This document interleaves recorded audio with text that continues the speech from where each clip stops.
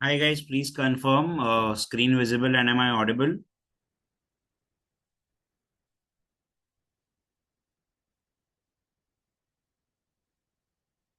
Hi everyone, good evening. Is the screen visible and am I audible? Please confirm.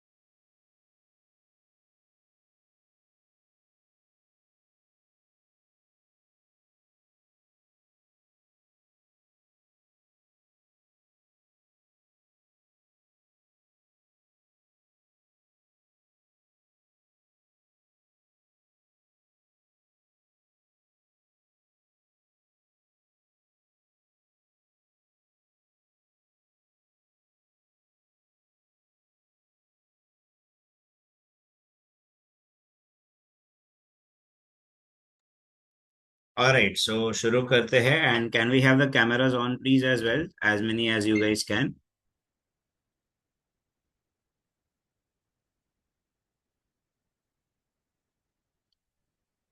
Hello everyone, can we have the cameras on please so that at least I know कि मैं बच्चों से बात कर रहा हूँ. मुझे एक ब्लाइंक स्क्रीन के सामने बोलने को ज्यादा पसंद नहीं आएगा.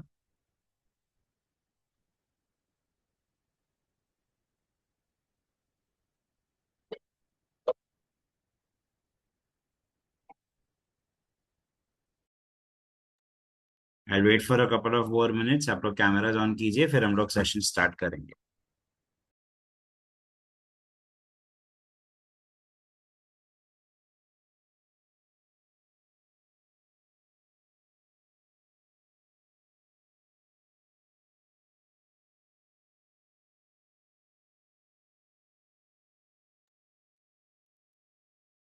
Hello Pushti, hello Maitreya, others.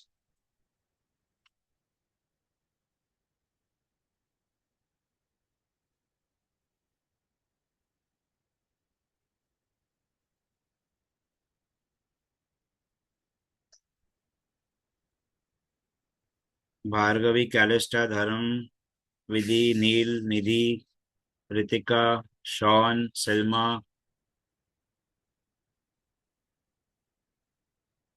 Shiven.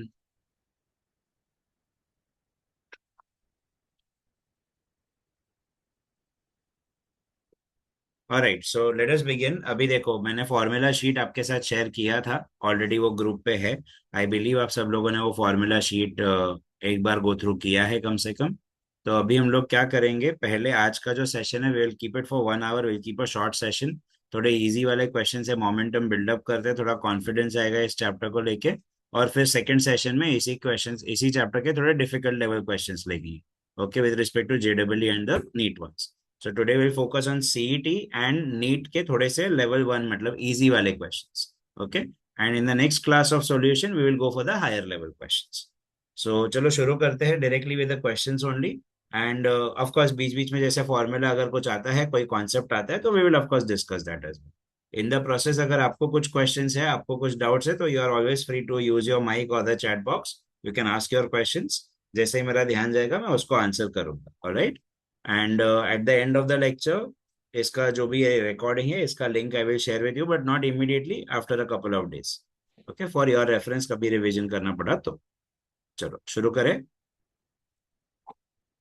Let's start with the first question. Okay, the question goes something like this. A 0.2 molar aqueous solution of glucose has osmotic pressure of 4.9 atm. Okay, atmosphere at 300 Kelvin. What is the concentration of glucose if the osmotic pressure is 1.5 at the same temperature? Sir, किसी को याद है osmotic pressure का formula? Anybody who can help me? Formula sheet दिया था, osmotic pressure का formula क्या है? ऑस्मोटिक प्रेशर का फॉर्मूला सर है pi is equals to C R T. तो sir pi is equals to C R T, R constant है और टेम्परेचर भी कॉन्स्टेंट है, तो pi is directly proportional to C, molarity. तो यहाँ पर हम लोग क्या फॉर्मूला यूज करेंगे, pi one upon pi two is equals to C one upon C two. तो पाई वन का वैल्यू क्या है 4.9 एटीएम और उस समय कॉन्सेंट्रेशन कितना था 0.2। तो पाई वन को हम लोग 4.9 ले लेंगे और पाई टू को हम लोग 1.5 ले लेंगे। C one 0.2 and C two का वैल्यू ढूंढना है। तो सिंपल क्रॉस मल्टीप्लीकेशन है। तो C two is equals to 0.2 into 1.5 upon 4.9। इसको सॉल्व करो।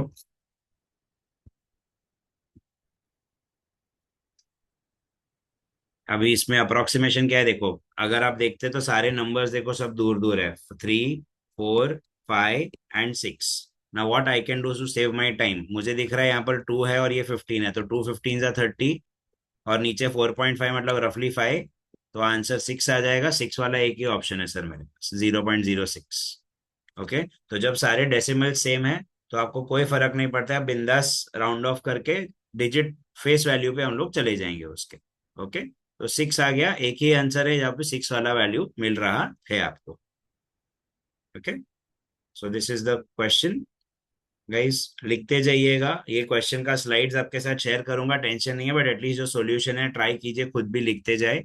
और बीच बीच में डाउट्स आए तो पूछो। गाइस कैमराज ऑन रखिए please, I can not see students and it's gonna get difficult for me to talk. I cannot talk in front of a blank screen, please. Okay, मुझे सामने बच्चे दिखने चाहिए, ध्यान दिखना चाहिए, तो मैं कुछ सिखा पाऊंगा आप लोगों को। ओके, क्वेश्चन नंबर 1, आगे बढ़े। Let's go to question number 2. A solution of non-volatile solute is obtained by dissolving 1 gram in 100 grams of the solvent. तो देखो solute is 1 gram और solvent is 100 grams। ये हम लोग पहले भी कर चुके हैं, मैं आपको एक बार याद दिला दूं। सोल्यूट के लिए हमेशा 2 यूज किया जाएगा, ओके, और सॉल्वेंट के लिए हमेशा 1 यूज किया जाएगा। तो जो 1 ग्राम है वो हो गया आपका W2, 1 gram. Okay, 100 grams of the solvent, तो ये हो गया आपका W1। Okay, it decreases a freezing point by 0.3। Freezing point decrease by बोल दिया है, बाय मतलब डेल्टा टी एफ आपको दे दिया है 0.3 kelvin. Okay, calculate the cryoscopic constant of the solvent if the molar mass is 60 grams per mole। so sir molar mass of the solute मतलब M2 भी दे दिया आपको 60 grams per mole। cryoscopic constant as we all know is KF।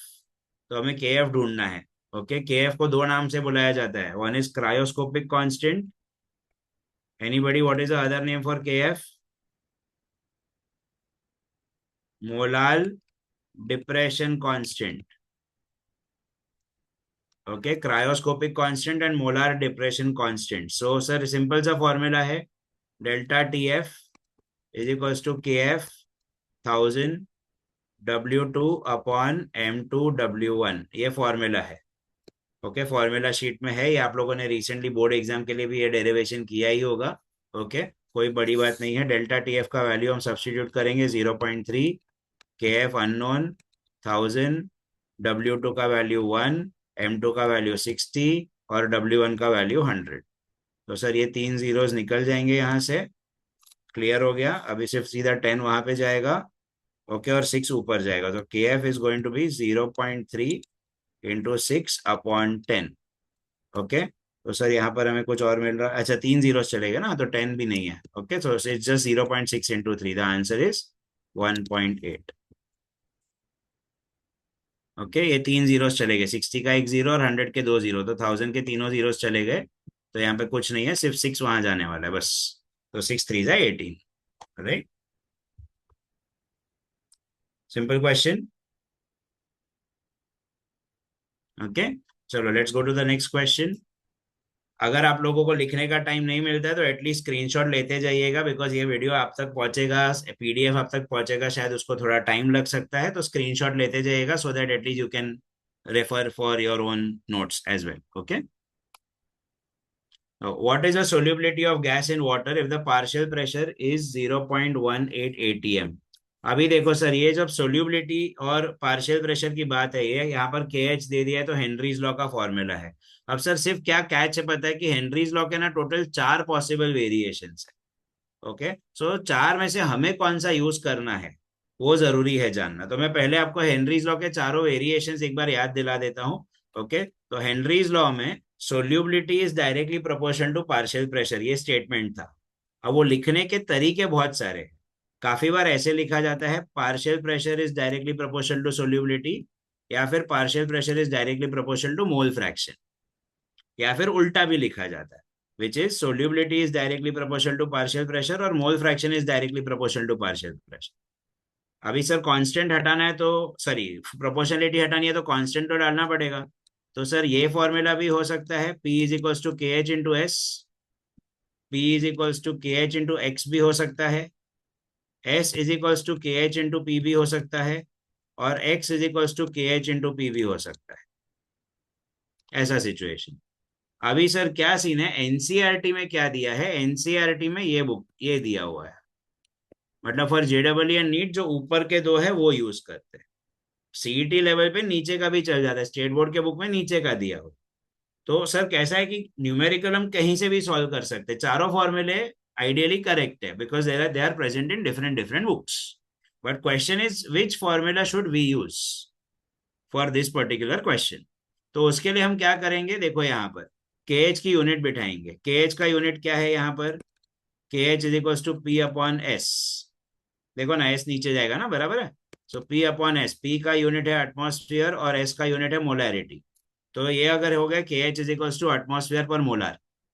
On the other end यहाँ पर देखते हैं, X नीचे जाएगा तो K H is equal to P upon X, and X is mole fraction, उसकी कोई यूनिट नहीं होती है, तो यहाँ पर के एच का यूनिट रहेगा सिर्फ एटमॉस्फेयर। अब इधर देखते हैं, इधर के एच में अगर पी नीचे चला गया तो K H is equal to S upon P, तो it will be molarity per atmosphere,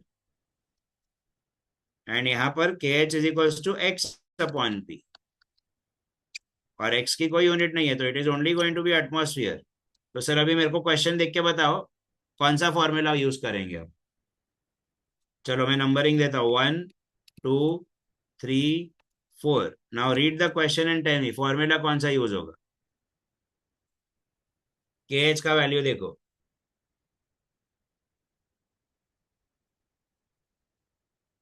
third formula use होगा, yes very good. Third formula use होगा क्योंकि सर के एच का यूनिट उसके साथ मैच कर रहा है। तो बस हो गया अपना काम। तो व्हाट इज द सोल्यूबिलिटी पूछा है, तो solubility is equal to K H into P. के एच का वैल्यू कितना दिया है, 0.16, और पी कितना दिया है अपने को, पार्शियल प्रेशर 0.18। तो 16 × 18 कर लो, जो भी फेस वैल्यू पे है, बिकॉज देखो सारे डेसिमल्स आपको दिख रहे हैं बहुत क्लियरली कि सब डेसिमल सेम है। तो जो 16 × 18, व्हाट इज 16 × 18, एनीबडी?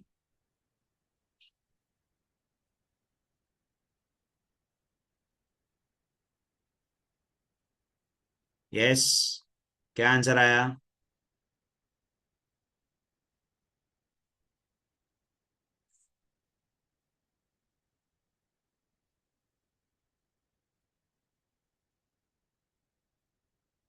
क्या है 16 18 का, कोई तो बोलो यार, कुछ तो बताओ, मेरे को नहीं आता टेबल जितना तुम्हारे जितना।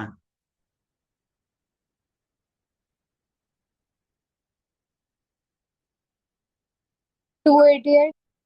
288 हो रहा है, तो कौन सा आंसर होना चाहिए फिर? 290 होगा ना, 290 क्लोजेस्ट। तो आंसर इज 0.029। ओके, आपका 288 आया तो 0.0288 ऐसा आएगा, 4 decimal.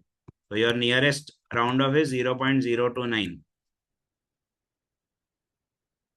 Okay, so this is your question. ये ध्यान रखना, Henry's law.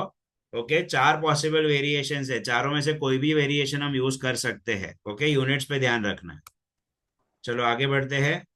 What is the vapor pressure of a, what is the vapor pressure of a solution containing 1 mole of a non-volatile solute in 36 grams of water? Okay, given that P naught आपको दिया हुआ है 32। देखो अभी यहाँ पर दो तरीके इसको सॉल्व करने के, आपको एक फास्ट मेथड भी बताता हूँ और एक ओरिजिनल मेथड भी बताता हूँ। ओरिजिनल मेथड पहले, जो कॉलेज में बोर्ड एग्जाम में किया था। Vapour pressure of the solution का फॉर्मूला था P not minus delta P, vapour pressure of the solution. अब पी नॉट आपको ऑलरेडी दे दिया है, कितना दिया है 32, minus delta P. Now delta P का फॉर्मूला क्या था, P nought W2 M1 upon M2 W1। अभी देखो सब कुछ दिया है, 1 मोल इन 36 grams of water. Sir 36 grams of water मतलब कितना मोल हो गया वाटर का, 2 हो गया, बिकॉज वाटर का 18 होता है मॉलिक्यूलर वेट। तो sir number of moles of solvent 36 grams of water, N1 का वैल्यू 2 हो गया और N2 का वैल्यू 1 ऑलरेडी दे दिया है, 1 मोल। ओके, तो सर अगर डायरेक्टली नंबर ऑफ मोल्स दिया है तो हम क्या करेंगे, नंबर ऑफ मोल्स वाला फॉर्मूला यूज करेंगे डेल्टा पी का। डेल्टा पी का नंबर ऑफ मोल्स वाला फॉर्मूला क्या था, बस P not N2 upon N1 plus N2। So P not की वैल्यू 32 है, minus 32 into 1 upon 1 plus 2 which is 3। So it was 32 minus, ये कितना हो जाएगा, 1/3 करो इसको तो समवेयर अराउंड 10.66 आएगा। अब 32 में से 10.66 माइनस करोगे तो 21.34। तो the closest answer is this. Okay, ये हो गया ट्रेडिशनल मेथड जो स्टैंडर्ड है। सर कभी भी वेपर प्रेशर ऑफ सॉल्यूशन ढूंढना है तो P not minus delta P, ये अपना टेक्स्ट बुक का फॉर्मूला है। हावेवर अगर आपको याद हो कि इसका जो डेरिवेशन था ना, ये डेरिवेशन शुरू हुआ था रॉल्ड्स लॉ से, जहां पे पी को हम लोग ने डायरेक्टली लिखा था एज P0 x1 और फिर उसको हम लोग ने 1 - x2 करके पूरा डेल्टा पी का डेरिवेशन निकाला है। तो अगर आपको डेरिवेशन याद हो तो अच्छी बात है, नहीं याद है तो देखो P of solution directly P0 x1 से भी आ सकता है। अब x1 क्या हो जाएगा, N1 upon N1 plus N2, और N1 की वैल्यू मैंने 2 दी है अब, तो 32 इंटू 2/3, तो 64/3 हो गया सीधा 21.33। Okay, pressure of the solution दो तरीके से निकल सकता है, ये ट्रेडिशनल मेथड है, this is what we have studied in the text book, और फ्रैंकली ये भी टेक्स्ट बुक में ही है, बट डेरिवेशन का सबसे स्टार्टिंग पॉइंट है, तो शायद क्या आपको इतना याद नहीं रहा होगा, बट ये भी टेक्स्ट बुक से ही निकाला है। तो vapour pressure of the solution आप दो तरीकों से निकाल सकते हो, जो आपको कंफर्टेबल है वो, मेरे को आंसर से मतलब। Guys okay with this?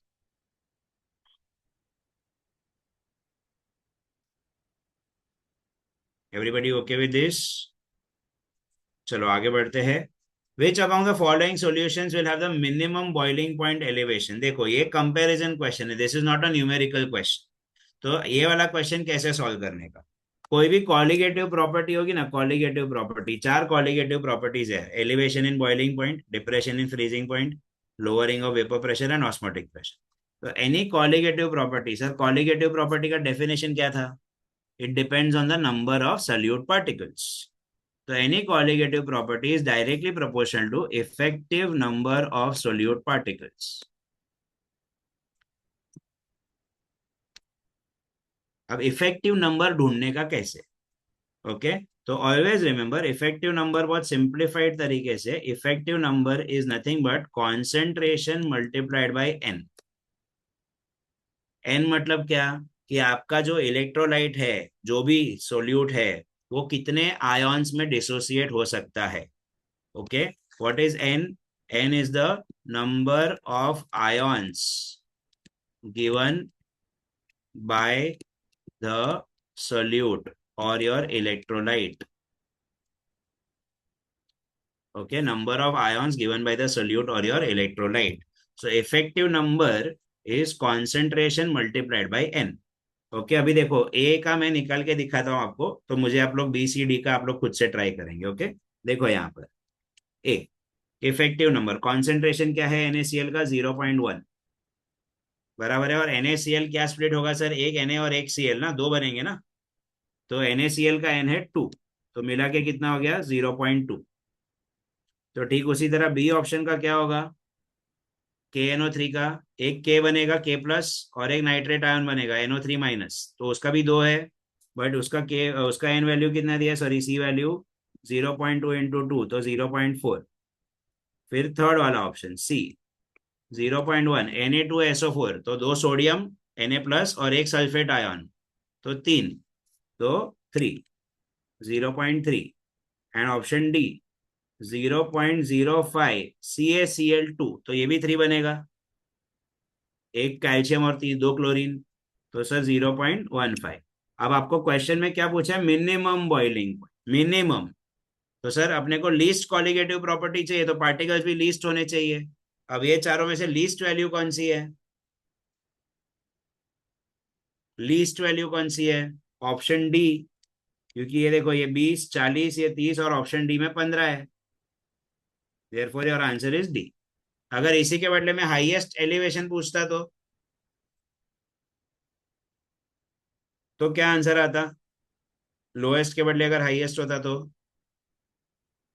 Option B. Option B, very good, B आता, क्योंकि 40 है उसमें।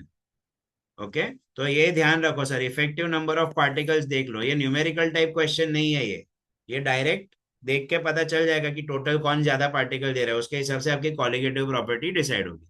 बट सिर्फ एट द सेम टाइम वो भी ध्यान रखना है कि मिनिमम पूछा है या मैक्सिमम पूछा है, उसमें कंफ्यूजन नहीं होना चाहिए। Okay, so please note this down. Okay, can we move on to the next question? चलो, यहाँ पे 0.15 molar aqueous solution of KCl freezes at -0.51 degrees. देखो एक चीज हमेशा ध्यान रखना, एक्वस दिया ना, एक्वस मतलब वाटर। अब वाटर के ना चार चीजें, दी हो या नहीं दी हो, दी है तो अच्छी बात है, नहीं दी है तो ये चार चीजें वाटर के बारे में अपने को पता रहनी चाहिए। इनफैक्ट 5 चीजें वाटर के बारे में, सर क्या क्या? तो वाटर का जो ओरिजिनल बॉइलिंग पॉइंट है of course is 100 degree Celsius और 373 केल्विन। वाटर का original freezing point of course it is 0 degree Celsius and 273 kelvin. Water का के बी वैल्यू 0.52, वाटर का के एफ वैल्यू 1.86, और वाटर की डेंसिटी 1 ग्राम पर ml। मतलब वाटर 100 ग्राम है, मतलब 100 ml है। ओके, ये वाटर का खास बात है, क्योंकि सर मोलैलिटी मोलैरिटी के जब न्यूमेरिकल्स आते हैं ना, तो वाटर का डेंसिटी में गेम हो जाता है। वाटर का डेंसिटी 1, मतलब 100 ग्राम पानी, 100 ml पानी, बात एक ही है।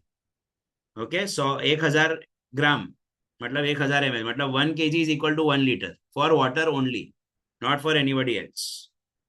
ओके, तो ये वाटर के बारे में कुछ चीजें हैं जो हमें पता रहनी चाहिए। दी है तो कॉन्ग्रेचुलेशंस, बहुत अच्छी बात है। नहीं दी है तो ये 5 चीजें अपने को बाय डिफॉल्ट पता रहनी चाहिए। दूसरी चीज, वाटर के बारे में, डेल्टा टीएफ के समय देखो, टीएफ नॉट की वैल्यू क्या है, 0 है। ओके, तो खास करके वाटर के लिए TF of the solution is the same as minus delta TF, दोनों चीजें सेम है, क्योंकि सर 0 से माइनस करके तो कुछ फर्क पड़ेगा नहीं, तो सीधा सीधा ये ध्यान रखें। तो अभी यहाँ पर आ जाते हैं, 0.15 मोलर एक्वस सॉल्यूशन, मतलब सर आपको मोलैलिटी दे दिया गया है। ओके, फिर बोला है केसीएल फ्रीजेस एट 0.-0.51, तो सर सीधा सीधा डेल्टा टी हो गया ना 0.51। ओके, मैंने जैसे कहा कि टीएफ ही माइनस डेल्टा टीएफ है। ओके, तो माइनस का साइन हटा दो तो डेल्टा टीएफ हो गया। ओके, तो डेल्टा टीएफ दे दिया है, और आपको केएफ की वैल्यू भी दे दी है 1.86। अब मुझे बताओ, ये डेल्टा टीएफ -0.51 का 0.51 आया, ये अपने को क्यों पता चला? क्योंकि वाटर दिया है। वाटर दिया है तो हमें, हम लोग स्मार्ट है, हमको पता है वाटर का फ्रीजिंग पॉइंट तो 0 होता है, इसलिए 0 से कुछ भी माइनस करेंगे तो जो वैल्यू आएगी वही सीधा सीधा आंसर हो जाएगा। अगर वाटर के बदले कुछ और होता तो गड़बड़ हो जाती, इसलिए वो एक्वस वर्ड इंपॉर्टेंट है इस क्वेश्चन में। ओके, सो ये हो गया। अभी फॉर्मूला कैसे लगाएंगे वैन टॉप फैक्टर के लिए? तो delta T F is equals to K F molality into van Hoff factor. तो I is equals to delta T F which is 0.51, K F which is 1.86, molality which is 0.15। इसको solve करो,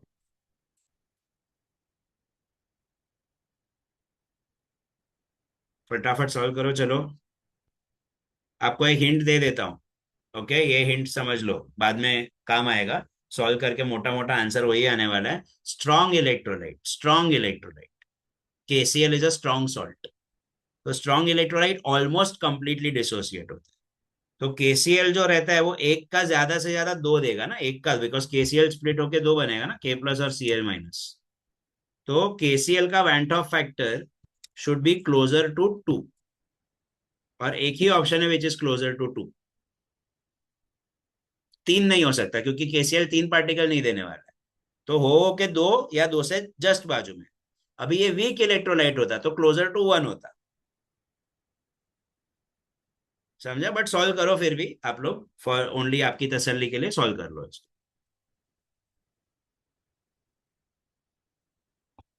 हमेशा ध्यान रखना, इधर लिख के दे रहा हूँ, वैसे तो आपको मैंने जो पीडीएफ भेजा है उसमें लिखा हुआ ही है, बट फिर भी स्ट्रॉन्ग इलेक्ट्रोलाइट के लिए वेंट ऑफ फैक्टर जो रहता है वो अप्रोक्सीमेटली एन के आसपास ही रहता है। व्हाट इज एन, जो थोड़ी देर पहले लिखवाया मैंने आपको, कितने पार्टिकल्स दे सकता है।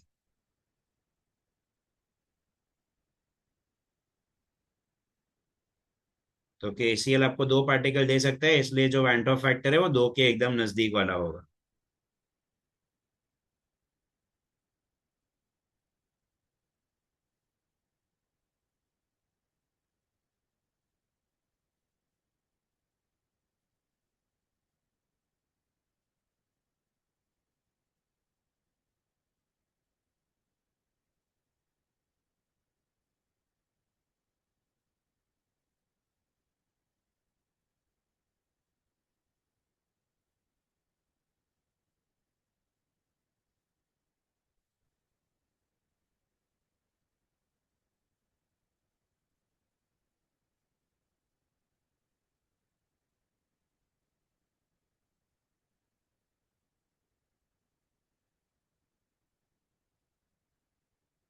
आया आंसर? हाँ सर, वही आ रहा है। यस, ओके, सो ये ध्यान रखो, टाइम बचेगा अपना। अगर आपको दिख गया केसीएल है स्ट्रांग है, तो स्ट्रांग है तो it should be closer to two. Okay, आगे बढ़े। हाँ what is the molality of a solution, just a moment guys, sorry. What is the molality of a non-volatile solute having boiling point elevation 7.15, okay, and molal elevation constant 2.75? Very easy question. Anybody wants to try? सीधा सीधा molality पूछा है, non volatile solute, boiling point elevation दिया और elevation constant, मतलब delta T B is equals to K B into M. तो आपको सिर्फ एम पूछा है, करो जल्दी से चलो। डेल्टा टी बी अपॉन के बी। डेल्टा टीबी की वैल्यू कितनी है? 7.15। केबी की वैल्यू कितनी है? 2.75। अगेन देखो फट से इसको कैसे करने का सर, एक ही आंसर हो सकता है क्या? 2.6। सर कैसे? अभी इसको मैंने मोटा मोटा अगर थ्री भी ले लिया तो टू पॉइंट वाला एक ही आंसर है सर। टू एग्जैक्ट तो आने नहीं वाला है, थ्री के ऊपर तो जाने नहीं वाला है।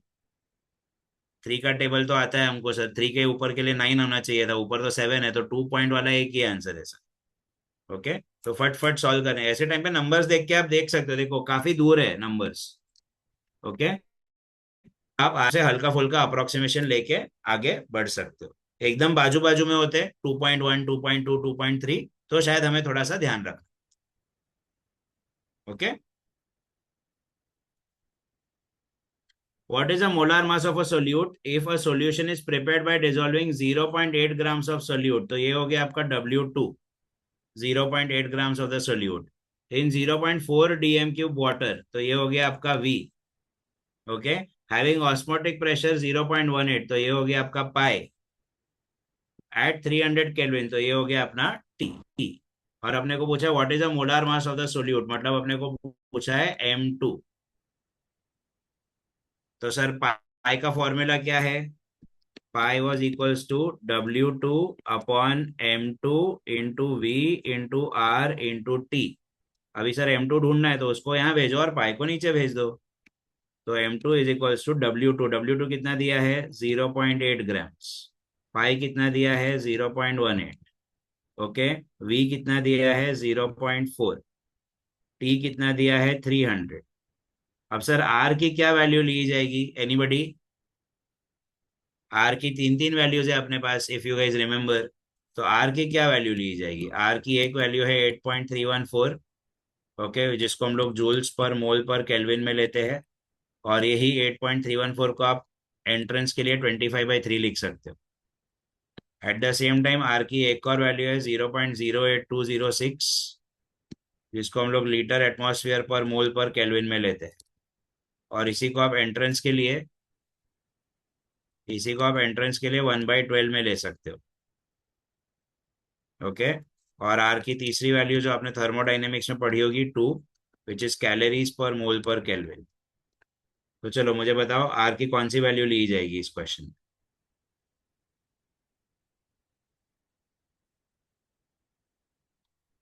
यार इतने सारे लोग हैं यार, कोई तो कैमरा ऑन रखो यार। क्या शिवेन, सिल्मा, शॉन, रितिका, एक बच्चे का कैमरा ऑन है, ओंकार, निधि, नील।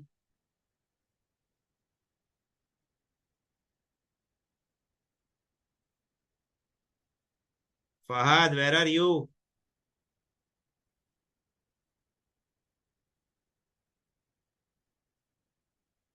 चलो एनीवेज, आर की क्या वैल्यू ली जाएगी इसमें, बताओ। तीन तीन वैल्यू रखी है मैंने आपके सामने, आप सजेस्ट करो।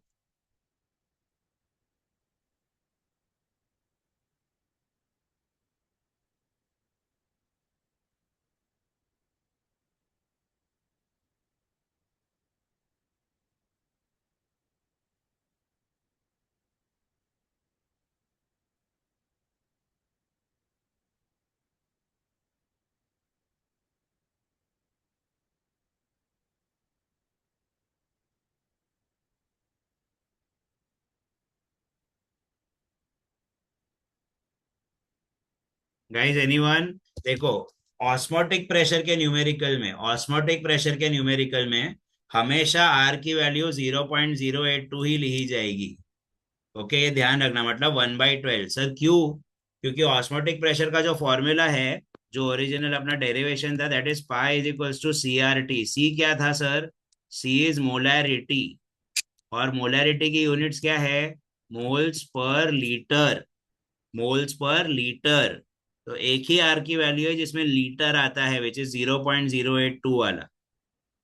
ओके। तो सर 1/12 आप एंट्रेंस के पॉइंट ऑफ व्यू से है, तो 1/12 लेके अभी इसको सॉल्व कर लो। चलो फटाफट क्या आंसर आ रहा है देखो।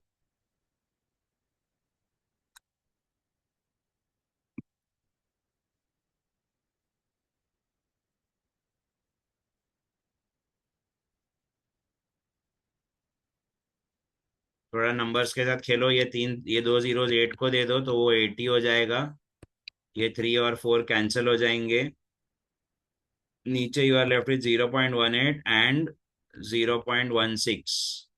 ये 18 और 16 थोड़ी देर पहले ही सॉल्व किया था शायद। वो 288 आया था ना कुछ तो। ओके, तो 0.0288। अभी इसको थोड़ा ट्राई करो सॉल्व करने का। तीन जीरोस दे देते अपन, और नीचे 28.8 लेके सॉल्व कर, इसको सॉल्व कर, you get somewhere around. Sir 273 आ रहे हैं। Okay, what ever you guys get, calculation आपके हिसाब से देख लो। देखो, एक बार वैल्यूज डाल दिया, उसके बाद कैलकुलेशन की जो पार्ट है वो हर बच्चे की अलग अलग तरीके होंगे, एंड दैट्स एब्सोल्युटली फाइन। अपने को आंसर से मतलब है। मैं आपको अप्रोच सिखा सकता हूँ, कैलकुलेशन का जो पार्ट है वो इवेंचुअली आप लोगों ने करना पड़ेगा। ओके। पर ये ध्यान रखना, ऑस्मोटिक प्रेशर के न्यूमेरिकल में हमेशा आर की वैल्यू 0.082 ही यूज करनी है। ओके, कोई भी और नहीं। थर्मोडाइनेमिक्स में भले अपन चार पांच वैल्यू यूज कर लेते हैं, पर इधर अपने को ये एक ही वैल्यू यूज करना है। ओके। चलो नेक्स्ट क्वेश्चन पे जाते हैं। Which of the following solutions gives a negative deviation? देखो, ये डायरेक्ट आंसर है, आप मेमोराइज कर सकते हो इसको। सीईटी लेवल पे टेक्स्ट बुक में जो चार पांच एग्जाम्पल दिए उसमें से आएंगे। But sir at an entrance point of view, from an entrance point of view, अभी आपके पास, अज्यूम करो आपको कुछ नहीं मालूम, तो मैं आपको एक साइंटिफिक अप्रोच इसका दिखाता हूँ। Okay, scientific approach. Now sir, negative deviation के लिए जो नेट बॉन्ड बनेगा ना दो मॉलिक्यूल्स के बीच में, वो हाइड्रोजन बॉन्ड होना चाहिए, पहली चीज। Okay, hydrogen bond. अब हाइड्रोजन बॉन्ड बनाने के लिए दोनों के दोनों मॉलिक्यूल पोलार होने चाहिए। दोनों के दोनों मॉलिक्यूल्स पोलर होने चाहिए, और उसमें से एटलीस्ट वन पोलर हाइड्रोजन होना चाहिए। ये कंडीशंस है। नेट बॉन्ड हाइड्रोजन होगा। हाइड्रोजन बॉन्ड बनाने के लिए जो दो मॉलिक्यूल्स होंगे दोनों पोलर नेचर के होने चाहिए, और दो पोलर में से कम एक बंदे के पास पोलर हाइड्रोजन होना चाहिए। ओके। और पॉजिटिव डिविएशन के लिए आपका जो नेट बॉन्ड होगा वो वैंडर वाल्स बॉन्ड होगा, और उसमें at least one non polar. Okay, at least one non polar. तो जैसे ही आपको एक नॉन पोलर दिख गया ना, तो या तो पॉजिटिव डिविएशन है या तो आइडियल है। और आइडियल वाले के लिए, अगर आइडियल की हम बात करें, तो आइडियल के लिए they should be of the same family. Okay, same family मतलब of the homologous series. Okay, ये ध्यान रखो। तो अभी देखो, यहाँ पर मैं आपको साइंटिफिकली एक्सप्लेन करता हूँ, ये एक एग्जांपल में साइंटिफिकली एक्सप्लेन कर रहा हूँ, so that you can use it for all other possibilities as well. अभी यहाँ पर स्टार्ट करते हुए carbon disulphide. Carbon disulphide option B से स्टार्ट कर, CS2। The moment you C CS2, आपको दिख गया कि ये लीनियर ज्योमेट्री वाला है। ओके, सॉरी, ये लीनियर ज्योमेट्री वाला है। लीनियर ज्योमेट्री वाला रहेगा तो पोलैरिटी क्या होगी? पोलैरिटी होगी या नहीं होगी? नहीं होगी, क्योंकि दोनों बाजू से इक्वल पुल आ रहा है। दोनों बाजू से इक्वल पुल आ रहा है तो non polar. The moment you see non polar, तो नेगेटिव डिविएशन तो पॉसिबल ही नहीं है। ओके, देखो यहाँ पर ऊपर अपने को नेगेटिव डिविएशन पूछा है, और सर एसीटोन पोलर मॉलिक्यूल है, तो सर ये या तो पॉजिटिव देगा, बिकॉज सेम फैमिली के बिल्कुल नहीं है, तो ये पॉजिटिव डिविएशन वाला example. Okay, benzene and toluene. Benzene and toluene are from the same family, C6H6 and C7H8। एक कार्बन का फर्क है, यार होमोलोगस सीरीज, तो ये क्या देगा आपको? ये आपको आइडियल सॉल्यूशन देगा। मैंने बोला ना सेम फैमिली का है तो आइडियल सॉल्यूशन। वापस से बोल रहा हूँ, देखो ऑफिशियली ये आंसर तो रट्टा हुआ है, सीधा देख के खत्म हो जाता है। ओके, बट मैं आपको उसका साइंटिफिक अप्रोच बता रहा हूँ कि इनकेस अगर ऐसा कोई ऑप्शन आया जो आपने नहीं पढ़ा हो पहले, तो इस तरह से आप उसको अप्रोच कर सकते हो। अब देखो यहाँ पर गेम आती है इथेनॉल एसीटोन और क्लोरोफॉर्म एसीटोन। अब उसमें आपके ऑर्गेनिक केमिस्ट्री का थोड़ा सा फंडा काम आता है। Ethanol acetone, let's take ethanol acetone. Okay, some of you might think ethanol C2H5OH। Okay, and acetone, तो acetone is CCH3CH3 C double bond O। क्या एसीटोन एक पोलर मॉलिक्यूल है? सर यस, क्लियरली, क्योंकि ऑक्सीजन जो है उसका negatively charge, oxygen तो electron खींचेगा, वो तो इलेक्ट्रोनेगेटिव। अब हाइड्रोजन बॉन्ड के लिए क्या करना था? एक पोलर हाइड्रोजन होना चाहिए। तो सर क्या इथेनॉल का हाइड्रोजन पोलर है? यस और no? What do you think? उसके बाजू में ऑक्सीजन है, ऑक्सीजन इलेक्ट्रोनेगेटिव होता है, ऑक्सीजन इलेक्ट्रॉन खींचता है, तो वो किससे खींचेगा? हाइड्रोजन से या इथाइल से? ऑक्सीजन। इसी पे गेम है sir. Most of the students get confuse thinking कि हाँ ऑक्सीजन है तो हाइड्रोजन पॉजिटिवली चार्ज होगा तो ये नेगेटिव डिविएशन देगा, जबकि ऐसा नहीं है। क्यों पता है? क्योंकि बाजू में इथाइल ग्रुप बैठा है। Ethyl is an electron donating group. तो क्या होता है कि जो ऑक्सीजन को इलेक्ट्रॉन की जो जरूरत है वो इथाइल से पूरी हो जाती है, एंड देयरफॉर जो आपका हाइड्रोजन है वो न्यूट्रल रह जाता है। Okay, so even though you feel कि अरे हाइड्रोजन है, इलेक्ट्रोनेगेटिव है ऑक्सीजन बाजू में, तो हाइड्रोजन प्लस हो जाएगा, ऐसा नहीं होने वाला है। You need at least one polar hydrogen. यहाँ पर भले पोलर मॉलिक्यूल दोनों के दोनों है, लेकिन हाइड्रोजन पोलर नहीं है, हाइड्रोजन के ऊपर जीरो चार्ज है। Getting what I am trying to say? Okay, and therefore ये आपको पॉजिटिव डिविएशन देगा, ये नेगेटिव डिविएशन नहीं देगा। अभी क्या बचा last option? Chloroform and acetone. तो ऑप्शन सी बता देता हूँ, देखो क्लोरोफॉर्म। क्लोरोफॉर्म क्या है? CHCl3, तो तीन क्लोरीन है यहाँ पे, और एकदम स्ट्रॉन्ग इलेक्ट्रॉन विड्रॉइंग ग्रुप से वो लोग। तो तीनों क्लोरीन अगर इलेक्ट्रॉन खींचेंगे तो किससे खींचेंगे? कार्बन से। तो कार्बन किससे इलेक्ट्रॉन खींचेगा? हाइड्रोजन से, एंड देयरफॉर आपका हाइड्रोजन हो जाएगा प्लस चार्ज। ओके, इस तरह से। Eight the same time acetone हम लोग 2 मिनट पहले पढ़े, एसीटोन ये रहा। और उसका ऑक्सीजन तो इलेक्ट्रॉन खींच ही रहा था, तो ऑक्सीजन था नेगेटिव चार्ज, तो ये रहा देखो आपका हाइड्रोजन बॉन्ड। और जैसे ही हाइड्रोजन बॉन्ड आ रहा है तो इसका आंसर हो गया negative deviation, therefore your answer to this question is C. पर देख लो एक बार, see this is how we have approach scientifically, वरना रट्टा हुआ क्वेश्चन है, मेमोरी क्वेश्चन है सीईटी लेवल के लिए। बट अगर कोई भी ऑप्शन ऐसा बाहर से आता है तो this is how you guys can approach the question. Guys okay with this? Okay, चलो बताओ। ये क्वेश्चन थोड़ी देर पहले डिस्कस किया, तो आप बताओ, चलो सिमिलर टाइप का क्वेश्चन है। मैक्सिमम ऑस्मोटिक प्रेशर चाहिए, कौन देगा? Very easy.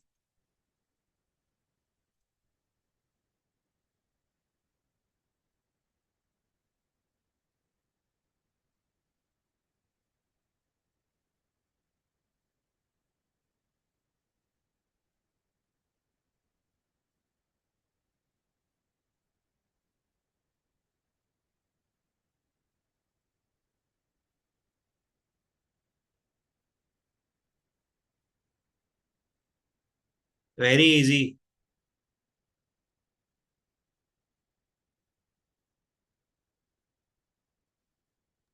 Sir C. Option is of course C sir. क्योंकि देखो Li2SO4 क्या है, दो, और SO4 का एक, तो तीन पार्टिकल हो गए। KCl सर दो ही पार्टिकल देगा, K प्लस और Cl माइनस। BaCl2 तीन देगा, बट Al2SO4 थ्राइस है, तो सर दो और तीन, तो ये मिला के कितना दे रहा है? पांच। तो जो ज्यादा पार्टिकल देगा उसका ही कॉलिगेटिव प्रॉपर्टी ज्यादा रहेगा। ओके, चलो next question. A solution of 50 gram non-volatile solute in 150 grams of ethyl acetate। तो 50 ग्राम नॉन वॉलेटाइल सोल्यूट मतलब आपका W2 हो गया 50 ग्राम्स। ओके, इथाइल एसिटेट मतलब आपका W1 हो गया 150 grams. Shows a boiling point of 84.27। ठीक है, बॉइलिंग पॉइंट मतलब TB 84.27, क्योंकि सॉल्यूशन का बॉइलिंग पॉइंट है। If the boiling point is 77.27, मतलब ओरिजिनल बॉइलिंग पॉइंट कितना है? 77.27। And the KB value is 2.73, तो केबी भी दे दिया 2.73। What is the molar mass of the solute, मतलब आपको M2 पूछा है। तो सर को पहले तो मुझे बता दो डेल्टा टीबी कितना है? एनीबडी?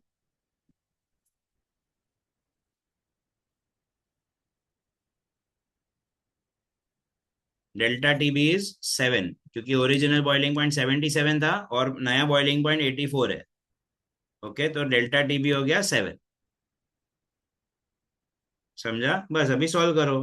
तो what is the formula of delta TB? Delta TB was equals to 1000 KB W2 upon M2 W1, तो M2 जाएगा इधर और ये आएगा इधर, so M2 is equals to 1000 KB। KB कौन है? 2.73। W2 कौन है? 50। डेल्टा टीबी कितना है? 7। और W1 कौन है? 150। तो ये कैंसल, 3 आया इधर, तो सर 1000 को यूज कर लो तो 2730, और नीचे 7 3 जा 21। ओके, सॉल्व करो इसको। 2730 अपॉन 21 को सॉल्व करो, क्या आंसर आ रहा है देखो। पहले दो डिजिट तक आ गया तो भी काम हो गया, आपको तीसरे डिजिट का जरूरत नहीं है। Finally Shiven. Sir B 130। 130। Okay,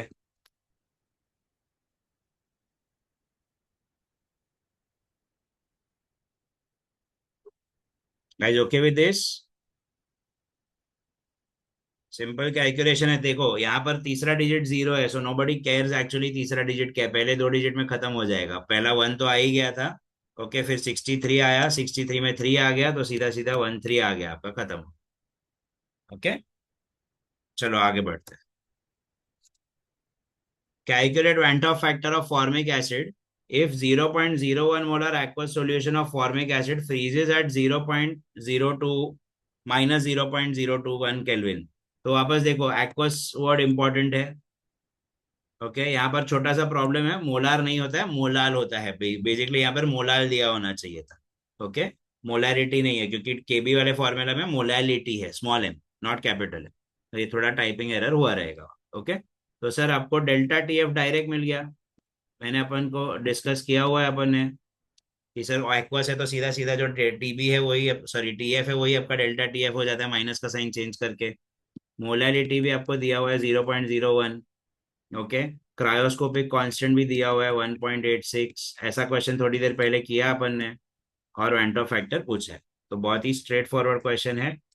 delta T F is equals to K F M I, I is equals to delta T F upon K F into M. करो जल्दी से।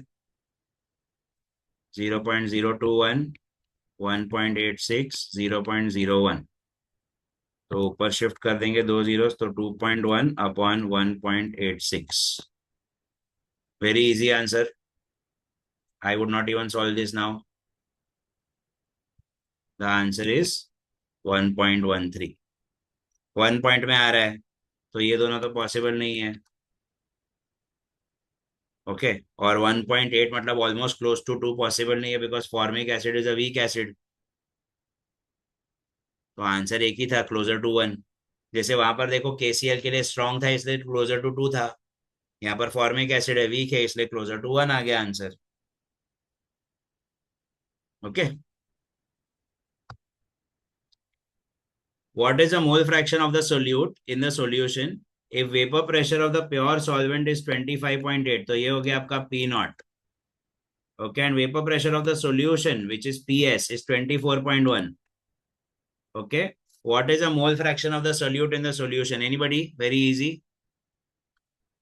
डायरेक्ट फॉर्मूला था, delta P was equals to P naught X2। आपने को सिर्फ X2 पूछा है तो भेज दो। So X2 is equals to delta P upon P nought. कोई बताएगा डेल्टा P कितना है? पी नॉट की वैल्यू तो दी है 25.8। डेल्टा पी कितना है?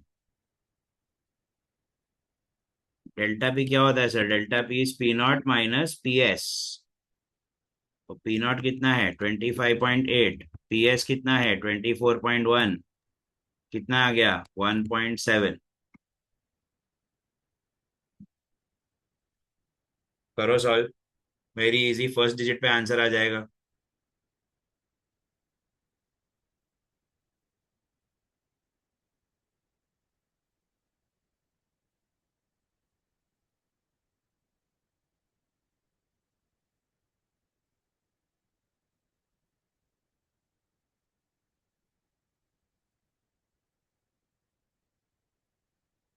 0.066। यस, 6 आ गया ना, सीधा 26 के टेबल में जाएगा तो 6 में आएगा, 6 आ गया, खत्म हो गया।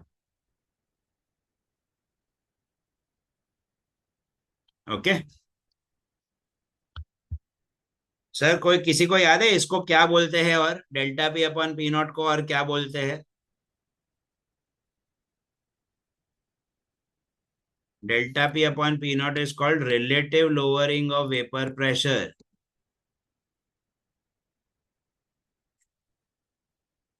Okay, delta P upon P naught is relative lowering of vapor pressure। और इसको लेके एक थियोरेटिकल एमसीक्यू है, that relative lowering of vapor pressure is also equal to X2। What is X2? Mole fraction of the solute।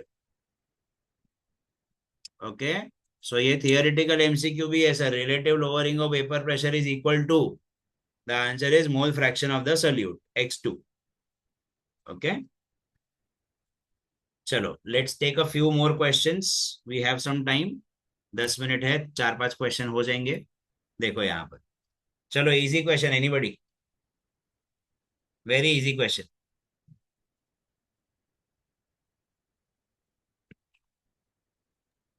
Double होगा ना?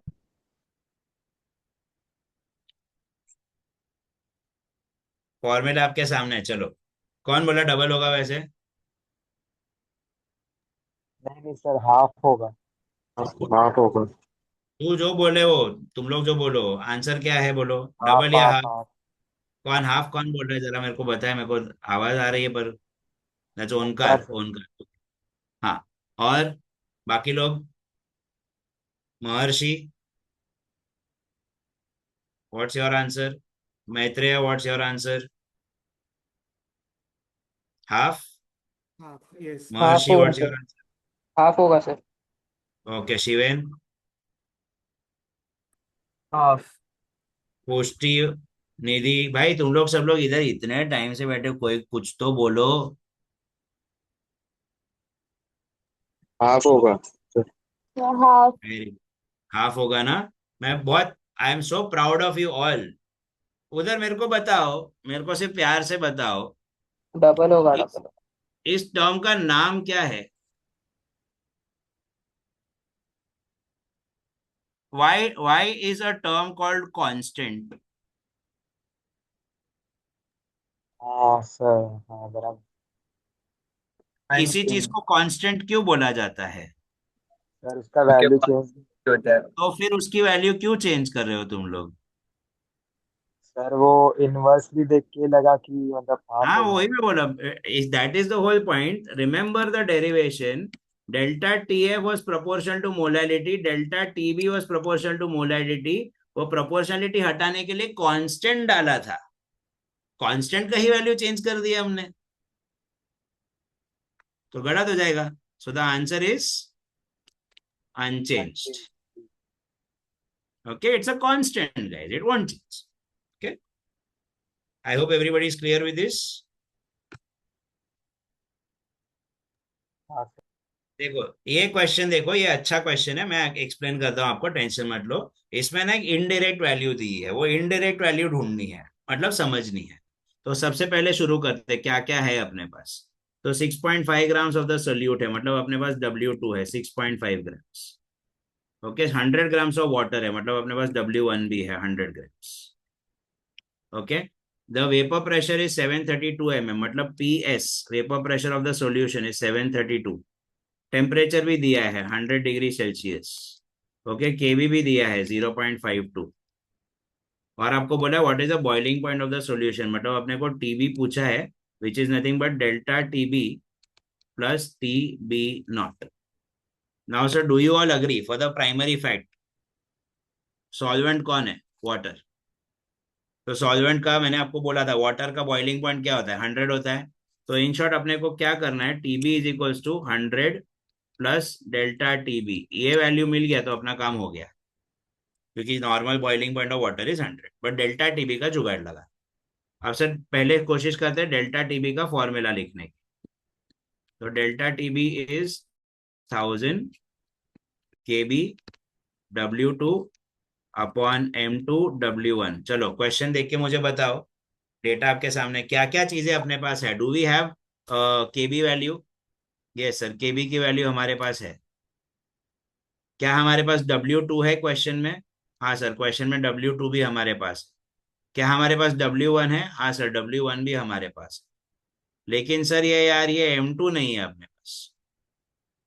M2 होता तो अपना काम ही हो गया था ना, M2 होता तो सीधा डेल्टा टीबी मिल जाता, नीचे 100 से ऐड कर देते, अपना काम हो गया खत्म। अभी सर M2 कहाँ से जुगाड़ लगाए? तो अभी वापस आते क्वेश्चन। सर 100 डिग्री सेल्सियस, किसी को याद है what is 100 degree Celsius also called as? Boiling point of water. Very good, boiling point of water. Now, can if somebody who has recently given board exams, which is most of you, can somebody help me to define boiling point?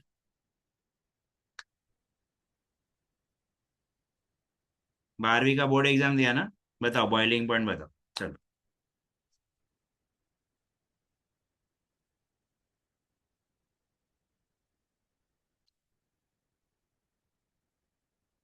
किसी ने तो exam दिया होगा इतने सारे लोगों में से। Sir what is the definition of boil, देखो यही हिडन पार्ट है sir boiling. Vapour pressure of the liquid is बोलते जा, इक्वल। बोलते जा। सर ज्यादा नहीं आता, vapour pressure of the liquid is equal to the applied pressure, ऐसा कुछ है। साले नोट्स मेरी खुद की, मेरी नोट्स में लिखवाया था मैंने, ये चैप्टर तो मैं सिखा के गया था वहां से।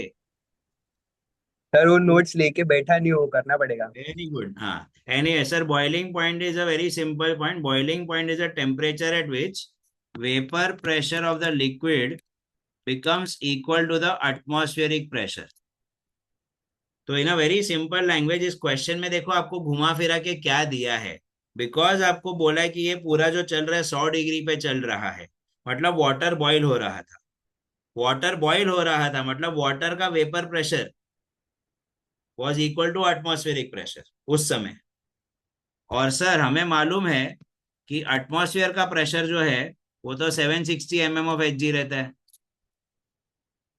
तो ये पी नॉट की वैल्यू देखो इधर छुपी हुई थी अपने पास। तो अभी पी नॉट की मदद से अपने को डेल्टा पी मिल जाएगा। डेल्टा पी कितना है? P not minus P S which is 760 minus 732 which is 28। तो डेल्टा पी मिल गया। सर डेल्टा पी का क्या करेंगे अभी हम लोग? तो देखो डेल्टा पी का क्या करेंगे। Delta P is equals to P nought W2 M1 upon M2 W1। क्या हमारे पास डेल्टा पी है? ऊपर से आया। क्या हमारे पास पी नॉट है? 760 ऊपर लिखा है। क्या हमारे पास W2 है? यस। क्या हमारे पास M1 है? यस। M1 कहाँ है सर? वाटर है ना। तो वाटर का सॉल्वेंट का मॉलिक्यूलर वेट तो 18 होता है, ये तो सबको पता है। क्या हमारे पास W1 है? यस, 100 ग्राम। तो ये सब करते अपने को M2 मिलेगा क्या? वो M2 का क्या करेंगे? वो M2 को इधर सब्स्टिट्यूट करेंगे, उसके बाद क्या मिलेगा अपने को? Delta TB. और डेल्टा टीबी का क्या करेंगे? उसको इधर सब्स्टिट्यूट करेंगे, तो आंसर आ जाएगा। तो आपको सिर्फ बता देता हूँ, इसका आंसर 101 है। आप लोग लिख लो अपने हिसाब से, कैलकुलेशन खुद से कर लीजिए। You will get somewhere around 101.04 या 101.05। आंसर 101 आएगा। Okay, note this down. Story देख लो एक बार, किसी को कंफ्यूजन है तो बताओ। देखो टेम्परेचर 100 डिग्री दिया था, वो हिडन था कि अच्छा 100 डिग्री है तो वाटर बॉईल होना चाहिए, और बॉईल के लिए वाटर का वेपर प्रेशर एटमॉस्फेयर जितना होना चाहिए, मतलब पी नॉट 760, ये अपने को इनडायरेक्टली दिया हुआ था। और सॉल्यूशन का पी दिया था 732, तो अब से अपने को डेल्टा पी मिल गया। और वाटर था तो मॉलिक्यूलर वेट तो हमेशा से अपने पास रहता ही है। तो इस तरह से पहले डेल्टा पी की मदद से M2 ढूंढा, वो M2 को ऊपर सब्स्टिट्यूट करके डेल्टा टीबी ढूंढा, और डेल्टा टीबी को सॉल्व करके फिर फाइनली टीबी ढूंढा। Okay guys, all right with this? चलो let's take the last question for today.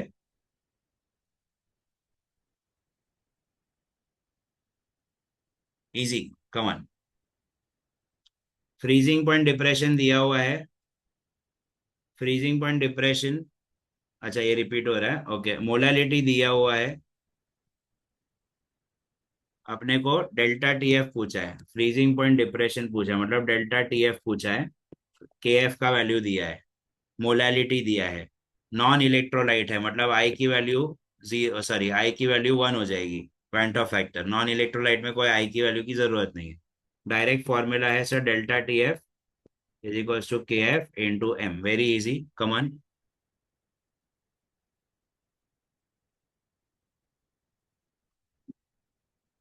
5.12 into 0.78।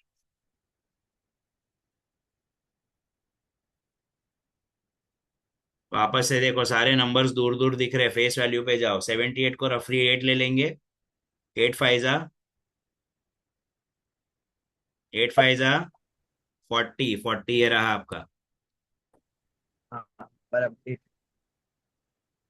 Okay, फिर भी आपको आपकी तसल्ली के लिए कैलकुलेशन करना है तो यू आर मोस्ट वेलकम, कोई टेंशन नहीं है, बट आपका आंसर यही आएगा। Okay, but this is how you can play only because the options are far.